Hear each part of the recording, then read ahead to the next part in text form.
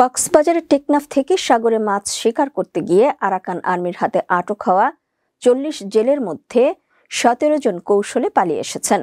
১১ September সকাল ১১টার দিকে তারা একটি ট্রলারে করে শাহপরী দ্বীপ জেটি ঘাটে পৌঁছালে কোস্টগার্ড তাদের হেফাজতে নেয়।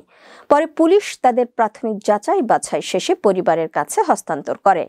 এর আগে ১০ সেপ্টেম্বর বিকেলে সেন্ট মার্টিনের পূর্ব দক্ষিণ সাগরে মাছ ধরার সময় ৫টি ট্রলার সহ ৪০ জন জেলেকে আটক করে আরাকান আর্মি।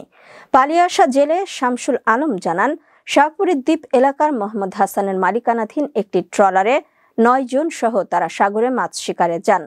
তবে আরাকান আর্মির একটি স্পিড বোট ধাওয়া করে তাদের ট্রলার সহ ৫টি ট্রলার আটক করে। পরে ২ সদস্য তাদের ট্রলারে উঠে ট্রলারগুলো মিয়ানমারের দিকে চালাতে নির্দেশ দেয়।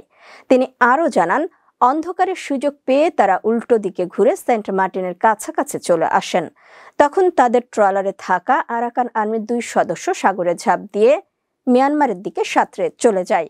ট্রলার মালিক মোহাম্মদ হাসান জানান, তারা ১০ জন জেলে নিয়ে সাগরে মাছ শিকারে যান এবং আরাকান আর্মির ধাওয়া দিয়ে তাদের ট্রলার সহ ৫টি ট্রলার আটক করে মিয়ানমারের দিকে নিয়ে যায়। তবে অন্ধকারের সুযোগে তিনি পালিয়ে আসতে সক্ষম হন। টেকনাফ থানার ভারপ্রাপ্ত কর্মকর্তা আবু জায়েদ মোহাম্মদ নাজমুন নূর জানান, কোস্টগার্ড উদ্ধার করা জেলেদের পুলিশের কাছে হস্তান্তর করেছে। যাচাই বাছাই শেষে মিয়ানমারের জলসীমার কাছাকাছি মাছ শিকারে না যাওয়ার মুসলিকা নিয়ে ১১ সেপ্টেম্বর রাত ৮:৩০টার দিকে পরিবারের কাছে তাদের হস্তান্তর করা হয়।